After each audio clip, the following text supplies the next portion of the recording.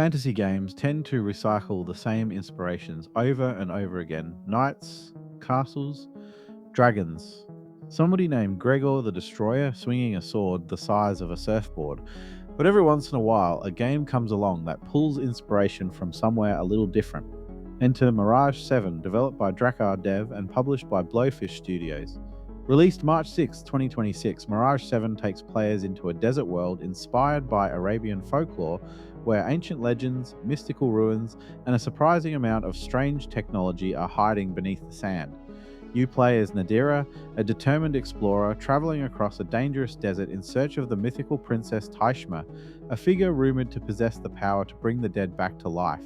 And Nadira desperately needs that miracle. It's a story about grief, determination, and hope, with a healthy mix of puzzles, exploration, and the occasional scorpion trying to ruin your day. But while Mirage 7 has some genuinely great ideas and a unique setting, it also feels like a game that accidentally fell through a time portal from the PS3 era. Mirage 7 opens with tragedy. Nadira's younger sister has died under mysterious circumstances, and Nadira refuses to accept that this is the end of the story. Rumors speak of Princess Taishma, a legendary figure said to possess the ability to resurrect the dead. Naturally, the solution to grief is to wander into a giant desert full of monsters and ancient ruins. Totally reasonable plan. As Nadira travels across this harsh landscape, the simple rescue mission slowly becomes something much stranger. The desert is full of forgotten temples, hidden mechanisms, supernatural spirits, and whispers of long-lost civilizations. And along the way, Nadira encounters some pretty unusual characters.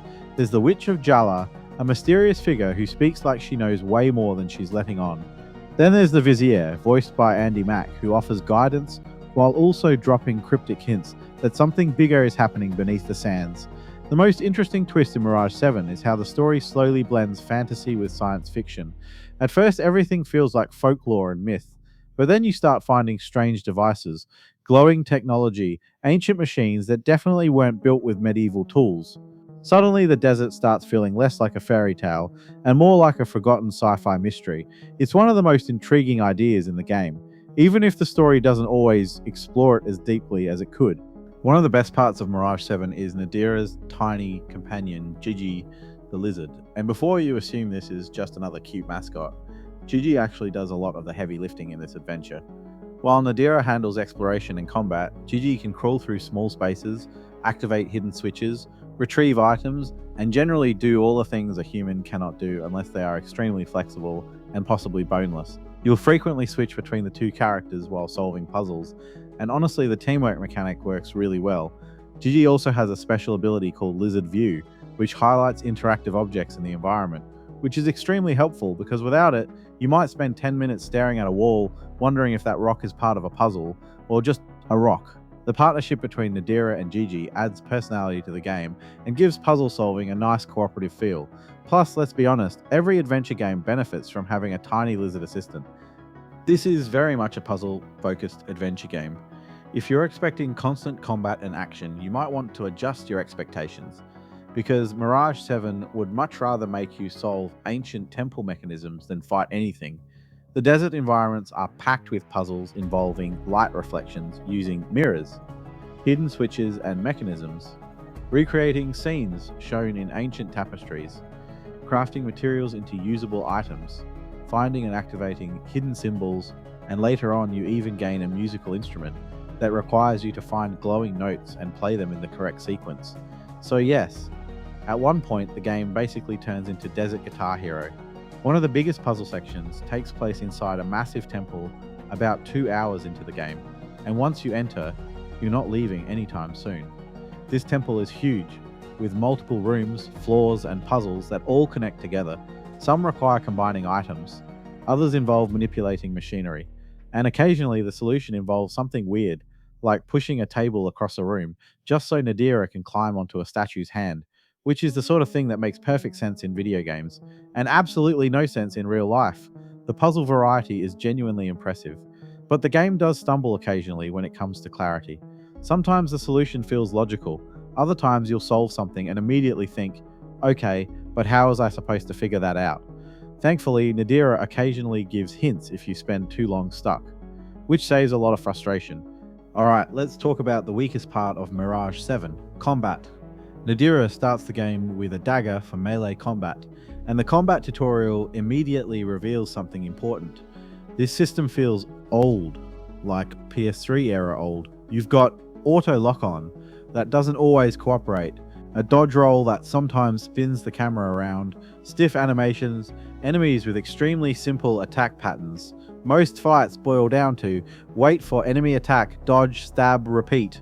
Now, to be fair, combat clearly isn't the focus of Mirage 7, and the developers seem to know it, because once you get a slingshot, the game basically says, here, maybe just shoot things instead. The slingshot works well, stones are easy to find, and it lets you avoid most of the clunky melee combat entirely. Enemy variety is also pretty limited.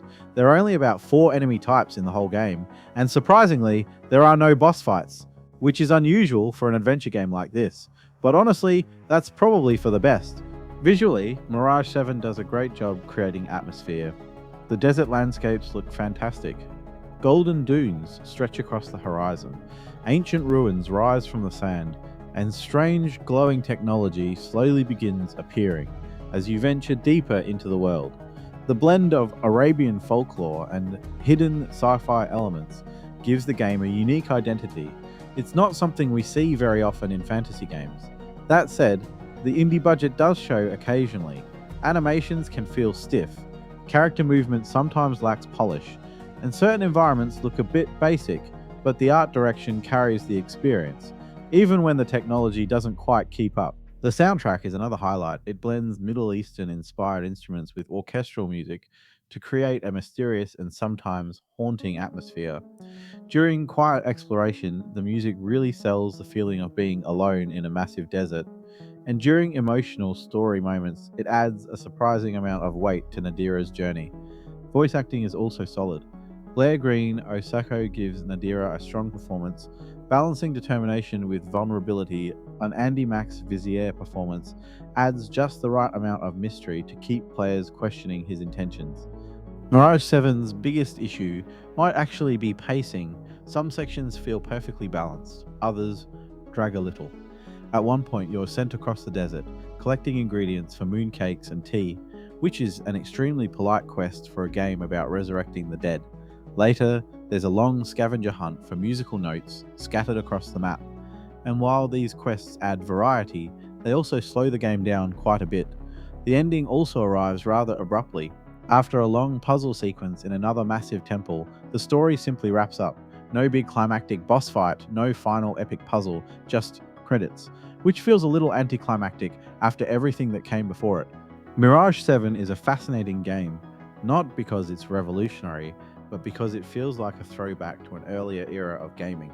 It's slower, more puzzle focused, less concerned with constant action, and in some ways that's actually refreshing. The world is unique, the puzzle design is strong, and Nadira's story gives the adventure an emotional core, but the clunky combat, limited enemy variety, and uneven pacing hold the experience back. Mirage 7 ultimately feels like a game with great ideas, working within some very noticeable limitations. Still, if you enjoy exploration-heavy adventures and solving clever environmental puzzles, there's definitely something here worth experiencing. So in the end, Mirage 7 earns a 6 out of 10, a beautiful desert adventure with some great puzzles that occasionally feels like it's a generation behind the rest of the industry. Thanks for watching the review. If you enjoyed the video, make sure to hit that like button, subscribe to the channel, and ring the notification bell so you don't miss future reviews. And I'm curious what you think. Do you prefer puzzle-heavy adventure games like this? Or do you need strong combat and action to stay invested? Let me know down in the comments, and as always, thanks for watching, and I'll see you in the next review.